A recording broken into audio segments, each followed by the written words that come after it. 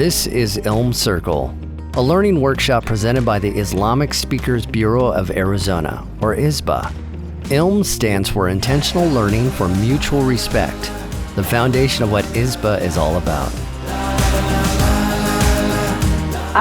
And I can see Imam Tawil's little icon. There you are. Welcome. Imam Tawil, my name is Michelle Marion, and I'll be moderating the session tonight. So I welcome you, and I'm going to again state the topic, and then I'm going to do a little bio, and then it's all yours. So again, the topic for tonight is the Night of Power, a special night in Ramadan.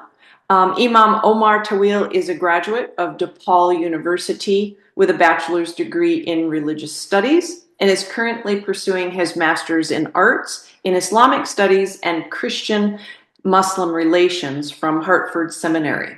He has pursued his traditional study of Islamic sciences with scholars in the Middle East and in the United States. He and his family moved to the Phoenix metro area about 4 years ago, and he does serve as an imam at the Islamic Community Center in Tempe. And he's also a university chaplain for Muslim students at Arizona State University. My favorite piece in his bio is we need to ask him about his love of bamboo and wood carving, as well as matters of faith. So you'll have to tell us a little bit more about that. And without further ado, Imam Tawil, welcome, and the floor is yours. Thank you, everybody. Assalamu alaikum wa rahmatullahi wa barakatuh. May the peace and blessings of God be upon each and every one of you. I'm going to try to share my screen so that we can go through the presentation together, and then I'll be in the little corner. So oh, okay, I got permission. Cool. Awesome. So, can you guys see that? Yes. All right, there we go. So today we are talking about the Night of Power, or Laylatul Qadr, as it is referred to in the Quran. And it is something that is also referred to as the Night of Decree, but the most popular way that it is referred to is the Night of Power.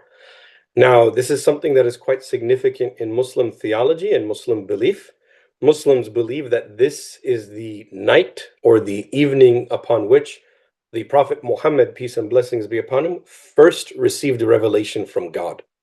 So the first time that the Archangel Gabriel spoke to Muhammad words of revelation was on this night. And indeed, the first time that the Prophet Muhammad was ever contacted by way of revelation took place on this night, and that this was the beginning of his messengership or his prophethood. In Islam, there is a strong belief that all prophets, with the exception of two, received their prophethood or their messengership at the age of 40.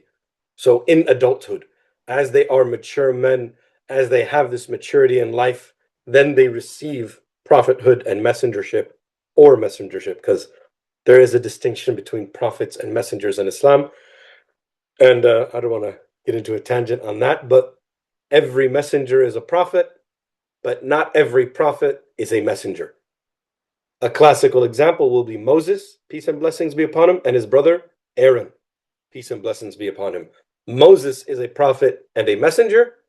Aaron is a prophet. And there is a distinction in that for Muslim theology. So Muhammad, peace and blessings be upon him, is both a messenger and a prophet, and both his prophethood and messengership begin on this night, the first time that the Quran or revelation is spoken to him. And the chapter of the Quran, it is named after this night, chapter 97. It is called Al-Qadr or Al-Qadr, Laylatul Qadr, the night of the power or the decree. And the chapter reads as such: Inna anzalnahu fi laylatil qadr. Ba'd a'udhu billahi minash shaitanir rajim. After we seek refuge in God from saying the accursed, God says, Inna anzalnahu fi laylatil qadr. Indeed, it is we who sent down this Quran on the night of glory. وَمَا أَدْرَاكَ مَا لَيْلَةُ الْقَدْرِ. And what will make you realize what the night of glory is? لَيْلَةُ الْقَدْرِ خَيْرٌ مِّنْ أَلْفِ شَهْرٍ. The night of glory is better than 1,000 months. تنزل فيها اللهم صل على محمد. My brain is not in order. إنا أنزلناه في ليلة القدر وما أدراك ما ليلة القدر ليلة القدر خير من ألف شهر تنزل الملائكة والروح فيها بإذن ربهم من كل أمر. And on that night, the angels and the Holy Spirit, referring to Gabriel, will descend by the permission of their Lord for every decreed matter. سلام هي حتى مطلع الفجر. It is a source of peace, or it is all peace until the break of dawn. So what Muslims believe is that on this night that God is speaking about in this chapter, that it is a night upon which, number one, God's peace descends. And number two, the angels and the servants of God bring with them mercy and blessings for those who are seeking God on this night. And they descend again by the permission and the power of their Lord. This is the night of glory. This is the night of power. This is the night of immense blessing. And when God uses the word, it is we who sent this Quran, it is referring to the royal we, meaning that it is God, by his command, who sent Gabriel to Muhammad, peace and blessings be upon him, revealing to him the word of his Lord. So it is not a we of multiplicity, of one essence. It is we that is royal, referring to God and his angels, bringing it to the Prophet Muhammad, but ultimately God is the one who grants the permission. So this royal we is very famous in the United States Constitution. We the people. It is a mechanism of power. It is a tool of rhetoric to display strength, to display glory, and I guess you can say kind of put a fear in the hearts of people. For instance, we the people should scare every politician. It no longer does anymore. So, I think we need to get back to the days where politicians feared their districts and feared the voters. Nowadays, they just fear the lobbyists. So maybe God can bring us back to a better day. Nonetheless, we want to make sure that it is understood that the we here is referring to a royal we. The night that is being spoken about, or the subject, is the night of glory or the night of power. And what does God describe about this night? That it is better than 1,000 months.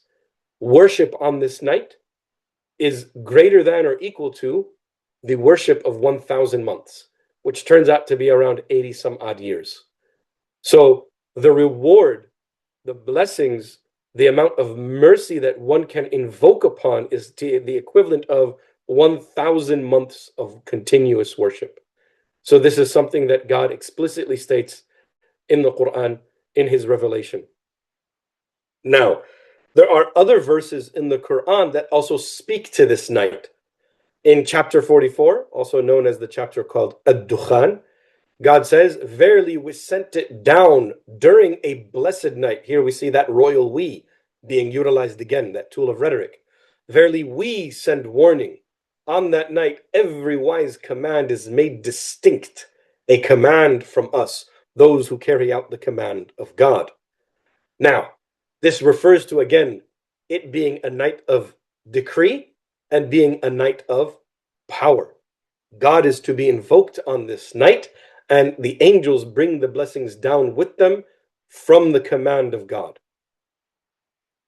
Now, the Quran is quite explicit about the night, the existence of a night, and some information on the night. However, we want to go to, what does the prophetic tradition tell us about the night? When is it exactly? We can tell you this much: it's in the month of Ramadan, which is coming up for the Muslim lunar calendar. It's going to be projected to be on the night of Wednesday, February 18th, God willing. But where does one try to find it? If I told you that you had one night to reap the reward of 1,000 months, you would want to know when it is. So we know that it is in the month of Ramadan. The Prophet Muhammad told us to seek it in this. There are numerous hadith that tell us that it is in the nights of Ramadan. The one who fasts Ramadan, the one who stands up in prayer in Ramadan, the one who invokes God in the month of Ramadan will earn the mercy of his Lord, right? Will earn the forgiveness of his Lord for all that came before in minor sins. But the Prophet tells us something very specific. He commands the Muslims, recommends the Muslims, search for the blessed night. Search for the night of power, the night of decree during the last 10 nights of Ramadan. Why is the Prophet being cryptic? Why is the Prophet not telling us exactly when the month is? This should be something that would be a source of mercy, wouldn't it? For the Prophet of God, who is a mercy unto mankind, to tell us exactly when it is. In another hadith, in another prophetic tradition, he says something quite similar.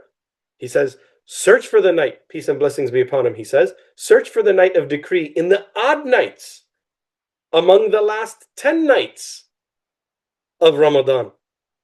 Okay, that's interesting. So we're a little bit closer. We're a little bit closer to what kind of day or what kind of night will it be on?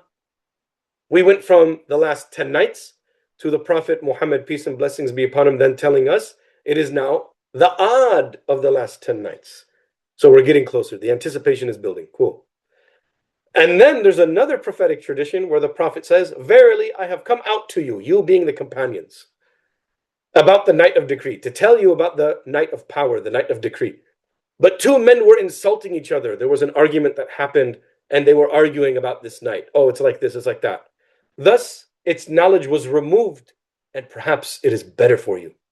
Look for it during the 7th, the night, or the 5th night of the last 10 nights of Ramadan. So this further emphasizes and it confirms for us why was the Prophet not telling people exactly when it was. Because when it was revealed to him the night of Ramadan, or which night of Ramadan it was, he came out unto companions who were arguing and quarreling with one another. And they were quarreling with one another about a religious matter that they know not. It's like quarreling about when is the last day. How are you or I to know? If the Prophet of God, if all the messengers and prophets before Muhammad said, we don't know when the last day is, why do you know? Or why do you presume to know? Do you speak upon God without knowledge? Do you speak about the unseen without certainty?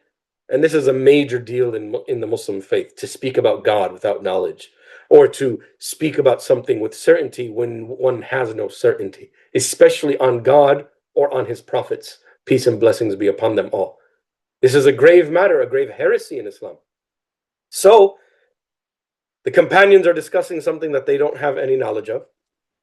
The Prophet comes out and he sees their quarreling and their arguing. And then the Prophet of God says, God made me forget. God pulled the knowledge from me. And now I will tell you this. It is in the last 10 nights, and it is amongst the odd nights. So seek them out.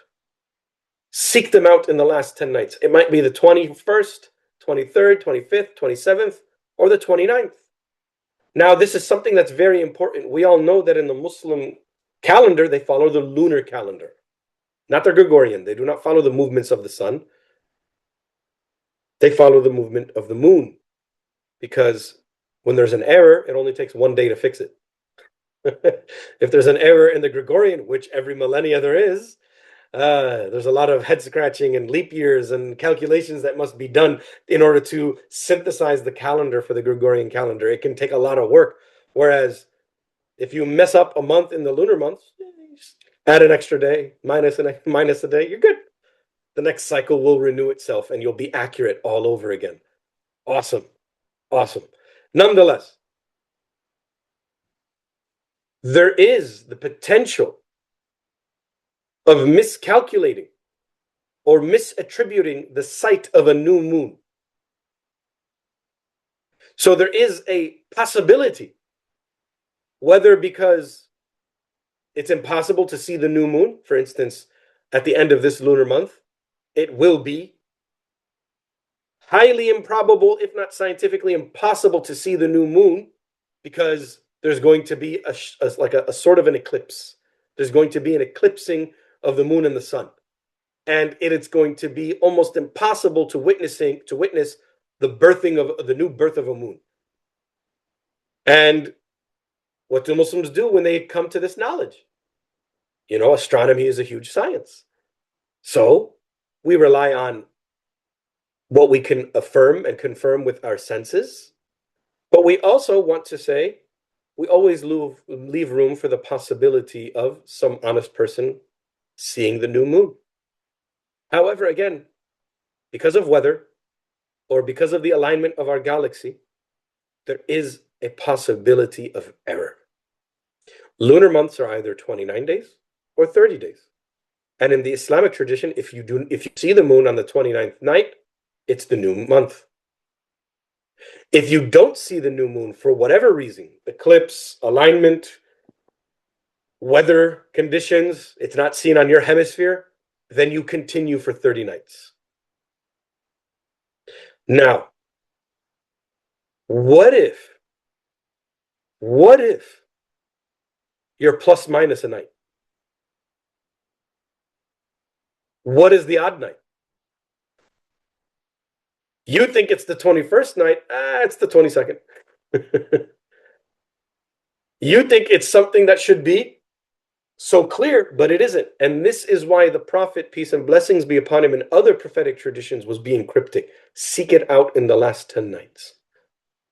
Do a little bit of extra worship all in the last 10 nights of Ramadan so that you have a 100% chance of earning the blessings, the mercy, the reward.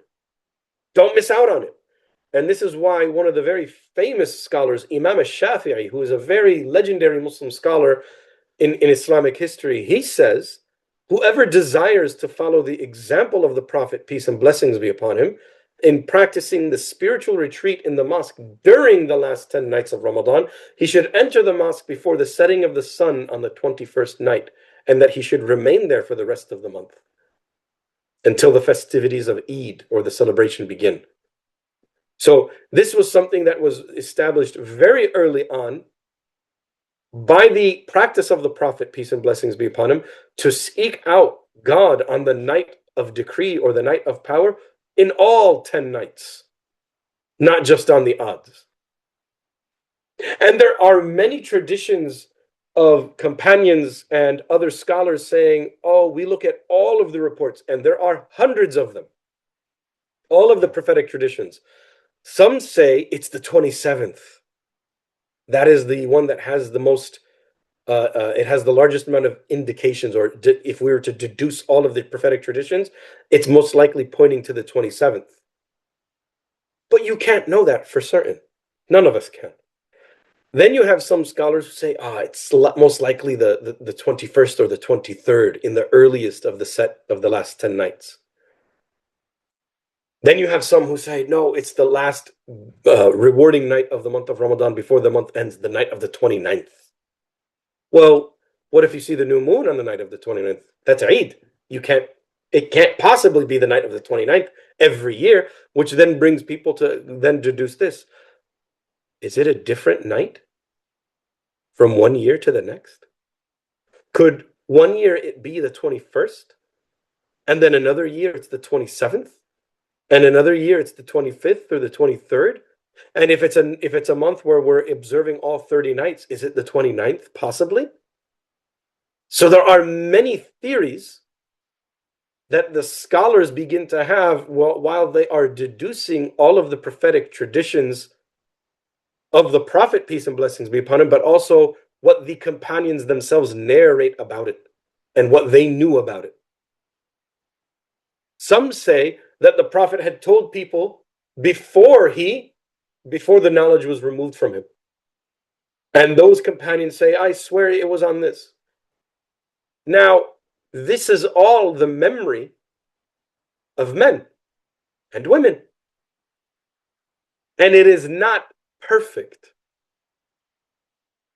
When we look at the Quran, Muslims have a strong conviction in its transmission because of how many men, how many women had the entire text memorized and were able to correct and verify and cross-examine what each of them had memorized in the thousands. Right? But what about one person who claims to have heard one thing and there is no corroboration? There is no one to confirm his words. There is no one to confirm her words. What this happens is that we take it as a possibility, We take it as a sound report if it is sound, but we do not allow it to enter matters of creed. Right? This is why Muslims cannot believe with certainty that it is on any one particular night. Muslims must believe in the probability of it being the 27th, the 29th, the 25th, the 23rd, and the 21st. And there are scholarly opinions going this way and that way, and they are all valid. But none of them can reign supreme as this is the night that it should be sought. So, the Quran asks us a question. What does it take for us to realize what the night of power or what the night of decree is? It is a night of immense blessing, mercy, forgiveness, favor, grace. And it is to be sought out with intensity. It is to be sought out with passion. And it is to be sought out with love and submission to God. It is a day that is supposed to inject into our lives lifetimes worth of blessings, lifetimes worth of mercy and forgiveness. And should one live to an old age, having experienced many nights of the night of power or the night of decree, that it should only increase one's capacity to receive the blessings and mercy of God. So that is the night of power or the night of decree in a nutshell. I like to keep things more brief because I don't like to get too scholarly or too boring into the details. So I'm sure you guys have heard of some things here or there about the night of power previous to me. So are there any questions? Is there something that I didn't address that you were waiting to hear? Is there something that you may have heard that contradicts what I may have said or what you may have heard earlier? Is there a reconciliation or not? I'd leave the floor to you guys for questions. Thank you, Imam. And while folks are kind of letting what you've said percolate, I just have one to kind of warm us up, I guess. You mentioned that the scholars have no alignment with the particular what night it is. Are there any cultural influences that the scholars are using with regard to, you know, how they're determining, like, yes, it definitively is the 21st night, or yes, it definitively is the 27th? Are there cultural influences at play there? No, there are no cultural influences that I'm aware of. However, I'm aware of people having a culture based on certain scholarly opinions. Many Muslim cultures will very strongly emphasize the night of the 27th. Okay. But again, it comes down to this question. Is the night of the 27th truly, by our calculation and by our witnessing of the moon, is that truly the night of the 27th? What if it's the 26th? What if 26 is actually 27 and 27 is actually 28? Like, so this is where the cautious, observant, and conscious Muslim doesn't show up for one night. And this is why you will hear many imams, many scholars cautioning people to not worship one night. Do not over glorify one night, because this is a matter that has no certainty. So spread your efforts. Spread your efforts. Now, there are signs to indicate which night it was. However, those signs come at dawn. The Prophet, peace and blessings be upon him, and many of the companions would say that a night that has dawn following it with these attributes is most likely the night of power. But that's post. That's at sunrise. That's while the sun is beaming through the horizon. And if there are matters that are observed on that dawn or that morning, and you slept through it, or you decided to hang out, or you decided to engage in a social gathering rather than a gathering with God, then it's already too late. It's already too late. Are there many Muslims who sometimes report, oh, I believe that there was a sign that I observed or there was a sign that I saw, or there was something that fits the attributes of the night of power at sunrise. And I have personally seen these as well. And I'll tell you one thing. It does seem as though that the night of power is not fixed, but God knows best. That could be, right? I saw Bigfoot, right? But I didn't really. Who knows? It could be my own subjective perception, but it could also be real. At the end of the day, Muslims should never vie for certainty when it comes to the night of power, although there are plenty of cultures where the lay people and the masses have favored one night over the others. And majority of Muslims culture do seem to favor the night of the 27th. There are some Muslim cultures that favor the nights of the 21st and the 23rd. Okay, all right. And we have a couple of questions that have come in. Let me scroll a little bit. The first question that came in is from Judy, and she asks, in Islam, is there a hierarchy in prayer between form and liturgy as opposed to intention? In other words, can an ignorant person's prayer be of equal power to a scholar?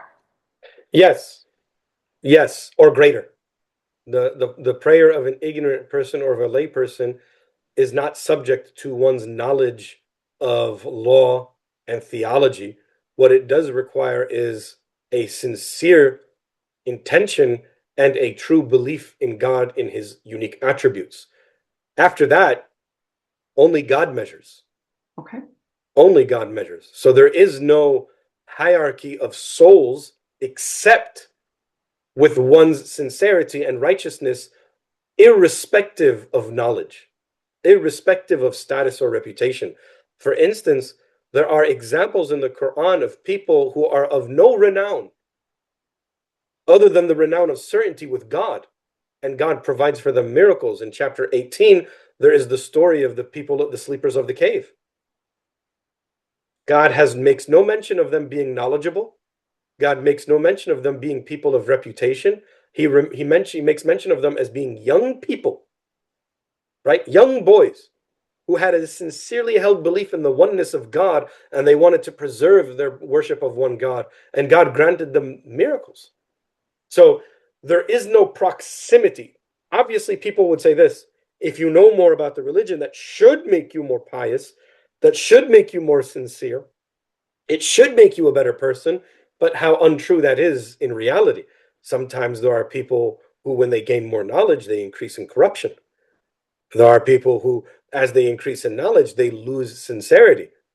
And there are some people who, because of their lack of knowledge, they are significantly more sincere and more content with God than someone who has more knowledge or more reputation than them. Okay. All right. Thank you. And we have a couple of other questions too that are in the queue. Is there a formula or any particular signs that would be visible to distinguish that it is the night of power? Or like, as you were saying, the morning after, Yeah. perhaps we missed it, but next, year we would be able to be more aware. Yeah. So there are some of the signs are that when the sun is piercing the horizon, that there are no rays, Mhm. or that there are certain hues that are exceptional, or that it is a dawn that is preceded by some rain Mhm. or some cloudiness, and that you still, again, you see, like, there's too many to recount, but there are many different signs that some of the scholars record as having heard from the earliest generation of Muslims or even the companions themselves. But again, I am the seer. I might have a great effort of night of worship on the 23rd night, and then on the morning of the 24th, I'm like, I saw all the signs. And then that's my bias. That's my wishful thinking. That is my mind wanting to affirm itself. So there is no way to make it binding on anyone or anything. Yeah, I remember once in Ramadan, someone swore that they saw some signs or one of the signs on the 21st night, or the the morning of the 22nd, and then another person who swore that they saw it on the morning of the 28th, right after the night of the 27th being over. So in the same year. So again, this is something that can neither be confirmed 100% nor denied 100%. And this is why we stick with the advice of the Prophet, most likely where he said, seek it out in the last 10, right? Seek it out during the last 10 nights of Ramadan. Don't put your eggs in one basket, because then you might drop the whole basket and all of your eggs are lost. Okay. So, and then I have two questions that are somewhat related, focusing on those last 10 days. So what does worship prayer look like during the days and nights for you that maybe an outsider might observe? And then is there a particular time for prayer, like say after the Isha prayer, or how long is the duration of the prayer for the night of decree? So any act of voluntary devotion is going to be considered an act of worship. For instance, the ritual prayer, where the Muslims stand, raise their hands, recite the Quran, and bow down and prostrate, not everybody can do that. Women who are menstruating are forbidden from fasting and performing the ritual prayer. People who might be sick and cannot stand or cannot focus enough due to their sickness or their pain. Now, that is not the only way that Muslims worship. Muslims supplicate by asking of God. That's what Americans or English speakers, when they say prayer, they mean this. When Muslims say prayer, they're usually referring to the ritual prayer of a rule-based subset of actions that they perform, right? So that's what Muslims usually mean when they say prayer. But supplication, i.e. prayer, invoking, dhikr, right? Reciting the Quran, calling upon God's names, even doing acts of charity. For instance, a lot of people in the mosques are usually worshiping that whole night, but who's making them breakfast? Who's feeding the worshipers? When someone does like a selfless deed or a beautiful deed, like preparing food for those who are worshiping in the night, the Prophet, peace and blessings be upon him, indicates that there is a special reward for them. And some reports even indicate that they also get the reward of everyone that they helped with food, right? They get the reward of their worship. Now, they may not get their spiritual centeredness because they were in the kitchen with a bunch of sweat and smells. However, they're doing something very selfless. Everyone loves food, but no one wants to cook it. So who's going to be the most selfless person of the bunch in order to provide for all of these people, these worshipers? So it comes down to there being many forms of worship, many opportunities to seek, ask, and find and earn mercy, forgiveness, blessings, and grace. Now, what time to what time? It is generally from sunset until dawn. Until dawn. So even there are Muslims who vie with one another to feed the fasting people on the odd nights of the last 10. Like, they want to feed people because they would wish to have that reward and the supplication of the fasting person when they break their fast, and then they make a supplication for those who provided them with the meal. They want to be that person. Yo, supplicate for me. Let me make you some food. Let me cook you something. Let me provide you with food. So from sunset all the way until dawn is that time. And again, any day, like my dad taught me a great lesson. When I was a teenager, and I was like, yeah, stay up all night. And my dad just like laughed at me. He was like, because I'd always noticed that he would wake up in like the last 2 hours of the evening or of the night. He'd get up, pray a little bit, eat, and get ready for work. And I'm like, yeah, I'm better than my dad. I'm worshiping all night. He's only worshiping those 2 hours. And he's like, it's the sincerity of the time, not the amount of it. And it's an important lesson. Whether it's 100 cycles of prayer, invoking God's name 10,000 times, one person could do 2 cycles of prayer and invoke God's name once, and the sincerity behind that action far outstrips anyone else's, however abundant. So it's quality over quantity. However, if you can increase the quality of your quantity, why wouldn't you want that? So increase in quality and quantity simultaneously, and that's just a blessing for you and a spiritual growth for you and a mercy for you. So on one of your slides, you had a scholar who said to go to the mosque on the 21st day and stay through. Would the people preparing meals and preparing other things for someone who's spending the last, 8, 9 days in the mosque, they Yes. too would be honoring and praying for the immense blessings. Yes. Yeah. So this is referred to as i'tikaf, or spiritual retreat in the last 10 nights. And this is something that the Prophet did the 2 Ramadans that he observed with his community. So what that would mean is that one enters the mosque and is worshiping God very intensely in those last 10 nights, and just simply trying to commit themselves to a very militant amount of discipline in worship and devotion. And there are scholars who say it's not a good time to talk and chit chatter. They said you should only entertain yourself, only to energize yourself to get back to worship. So worship 5 hours, go talk to somebody and ask them about the weather for 5 minutes, and then get back in there. It's like really meant to be kind of like, a real intense boot camp. And it's meant to be taken very seriously when it comes to worship. And it's to be done in the last 10 nights, all of those 10 nights, meaning that one should not leave. Now, there are some scholarly opinions that say, go there during the night and make your intention to do it every night, and then that counts as an i'tikaf. But those who can stay, I know brothers and sisters who take their vacation days on these times, and they're like, I'm going all out for these 10 nights.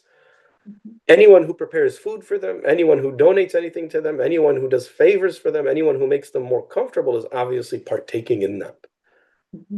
I remember one time I used to do this, before I was married. Ain't no married man gonna stay away from the house for 10 nights unless his wife wants him to.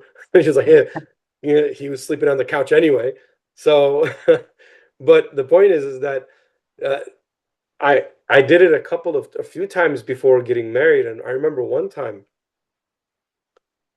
kind of didn't tell anybody, and I was just in the mosque. It was a very small mosque. I picked a place that didn't have a lot of traffic. Not a lot of people went there, and I probably went like 3 nights without a proper meal. There was just a big box of dates in the mosque, and lots of water bottles. So I hydrated a lot, and I ate a lot of sugar and fiber and, good healthy fruits, superfoods, and I was totally fine. Although I just remember on the fourth night, someone had noticed me like the night before, and then they came, and that was one of the best meals I had ever had in my life because it was 3 straight days of just breaking my fast and eating a short breakfast on like a handful of dates and some water. So I was famished, or I was ravenous for something flavorful. And again, may God reward that person. May God bless that person who noticed me. But I had texted my mom and my dad later on, like, yeah, I forgot to tell anybody that I was doing this. Can anybody bring me some food? And then people were like, okay, we got a food train coming your way.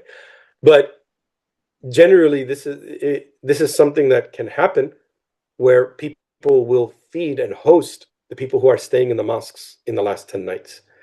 Some mosques even have a program where they make sure that there is a funding for food for anyone who's involved in the last 10 nights, right? And this is something that's quite important.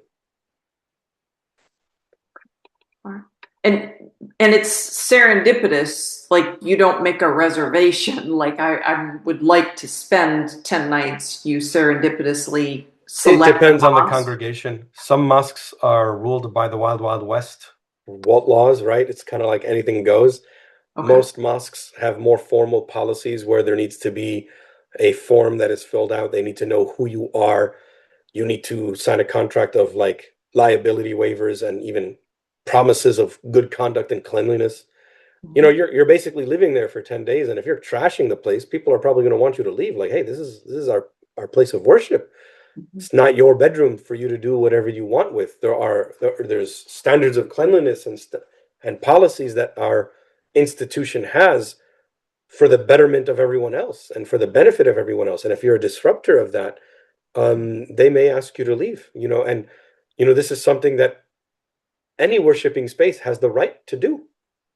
If you're not adding to the tranquility of the last 10 nights and you're causing problems for people, the benefit of the majority is going to supersede the benefit of the individual. Yeah. Very, very true. Very true. Yeah. So, and I don't know if anyone noticed, I had put a note in the chat. If you would like to unmute and ask questions, you are more than welcome to do that as well. So just let us know with a hand raise or just go for it. So we have another question. Sister Judy has a question. Yeah, I just read that. Do people actually misbehave in the holiest time of Ramadan? Well, people are people. I mean, I've seen people come and they're very sincere. They're very devout worshipers, but they just have disagreeable personalities. And it just becomes like head clashes. Like me as an imam, I've had to kick people out. I have to be like, dude, you're being really, really assertive and aggressive with other people over, I want to sleep next to this window. I'm like, my guy, he was here first. And then like there's one guy. So I mean, Muslims compete to perform good deeds, but it's always meant to be done in a very spiritual and beautiful spirit, right? It's not meant to be like overly aggressive. Like people make fun of Muslims, particularly Arabs, about who's going to pay for the bill. No, I will pay the bill. I will pay the bill for the restaurant. Yeah, sure, but it's all love and games. But there are some people who get really intense, aggressive, and assertive, and really I don't know. It's just a personality type where they don't know how to temper themselves. Like there was a couple of years ago, there was an event where a brother came and he was living in the mosque. So were others. And there was an agreement that brothers had with drawing straws to see who could do the call to prayer. They're like Prophet Jonah, draw the straw. Whoever has the shortest one gets to do the adhan, the call to prayer. And one guy, this very assertive and highly disagreeable individual, good guy though, very moral, very upright, just really like, no, I refuse. He didn't draw the short straw. And he was like, no, I want to do it. And then he stepped ahead and he did it anyway. Like, hey, you agreed to something. And then you broke the agreement. And that would have been fine. Hey, man, don't do that next time. But when one of the brothers said, you took my right from me, he says, no, I didn't. You're a liar. And I'm like, whoa. And I was there. I witnessed this whole thing. I'm like, what is going, like this guy took it from 0 to 100. So there are sometimes people who just have very disagreeable personalities. And it's like, look, rules are actually designed for people like this. Temperaments that don't match, temperaments that clash. And if you cannot control your anger, your intensity, your assertiveness, and you can't mind your manners for the sake of others, sometimes people need to be asked to leave. And you're like, hey, there are many other places that you can get a fresh start with. There's a mosque 10 minutes from here. Do you want me to take you? Like, it's not a big deal, but there are 20 other worshipers here that you have had a very souring relationship with the last 5 days, and you're not slowing down. You keep speeding down this hill with your assertiveness and your aggressiveness, and there's 5 nights left. We don't want to spoil it for others. So it's one of those things where it's like, dear brother, come with me. And it's not a request. So that just happens with people in general. We don't want to make bad assumptions of them maybe being, immoral or lack of righteousness. No, people are they're difficult. People are difficult in every culture and in every gathering. There's always going to be someone that we could all universally refer to, right? The village idiot is a universal truth, right? The, the village idiot. Everyone knows they have a village idiot in their family, right? You go to your family reunions, you're like, oh yeah, there he is. Right? Everyone has that cousin or that brother or that sister. Everyone has that guy in their high school, that weirdo. So it's like there are types of personalities or archetypes everywhere. There's the leader who can be incredibly blunt to the point where he makes other people uncomfortable, but you're like, well, at least he did a good thing. And then there is the leader who could be very straightforward but gentle. And then there's the leader who likes to let things unfold themselves and solve themselves, right? So there's different types of personalities for all situations. And unfortunately, when you have 20 people in the same mosque spending 24 hours there 7 days a week, they'll clash. It's kind of like a marriage, right? You're going to clash. Yeah. Yeah. So, are within this context, are women able to do the itikaf or just men? Women are able to. It's always, but there is going to be limitations on certain mosques to provide safe enough and private enough environments for them. Mhm. So it's usually going to come down to what the facilities are at a particular mosque. And not all mosques are equally equipped. Not all Islamic centers have the same amount of space. You know, there are some mosques that don't even have baths or showers to accommodate for people, right? Where some do. And then there are some who, like, I remember there are some mosques that I would actually not advise women to go just because of the space limitations and security measures. So I would just say that do your homework. If there is a Muslim sister who is looking to go to a mosque, do your homework. See what the mosque allows. See what space and accommodations and security it can provide. And there are plenty in the country. Certainly the more developed communities have those guardrails in place for sisters. Yes. And then I'm kind of curious when you are teaching children about the night of power, and there's a vagary to it. And, sometimes children will want more of a definitive. Is there a special pathway that you have been able to use with children so that they understand and appreciate this window of time during Ramadan? Yeah. Surprisingly, adults would think that children would have that problem, but they don't. Kids get it.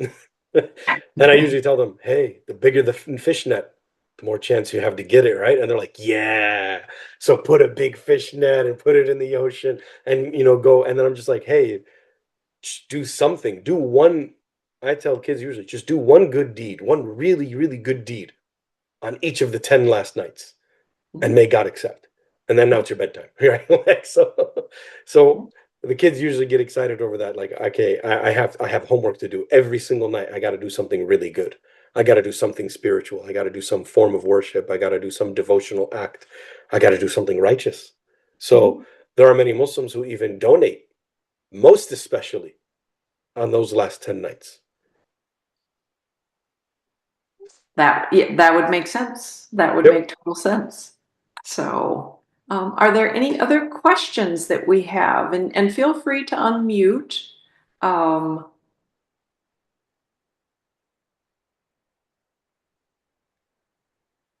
I'm not seeing anything coming in the chat, and I don't see hands or anything of that nature. So I don't want to keep everyone if we've answered everything. I do want to say, Imam, this has been really, really engaging. I think we've all learned a tremendous amount, and I thank you also for being willing to share some of your own personal experiences with the Night of Power. That those always bring our understanding to a whole different level when someone has shared some of their own practices and experiences. So we greatly appreciate that. You're welcome. Thank you. So I am going to wish everyone a really wonderful evening and remind you that our next ILM Circle is on the 24th of March. And we'll be looking at the differences between Catholicism and Protestantism with Reverend Fowler. And then save the date, of course, for the women's tea in April on the 12th, and we really appreciate that too. Oh yes, somebody reminded me, the bamboo. We cannot let you go, Imam. You have to tell us about the bamboo. Thank Just you grow so bamboo much, in your Karen. backyard, guys. It's beautiful. Full sun exposure. The backdrop in your backyard, it will definitely be something stunning to see every time you walk out. It's just lovely. So if there are some nurseries that carry it, and there are some forms of bamboo that are absolutely beautiful, don't worry about it conquering your full backyard. There are two types of bamboo: running bamboo, which is very dangerous and can swarm around your entire house. And then there's something called clumping bamboo, which grows in about a 6 foot to 8 foot radius, and it just every year doubles or triples in its size when it puts out a shoot up until its maximum height, depending on the species.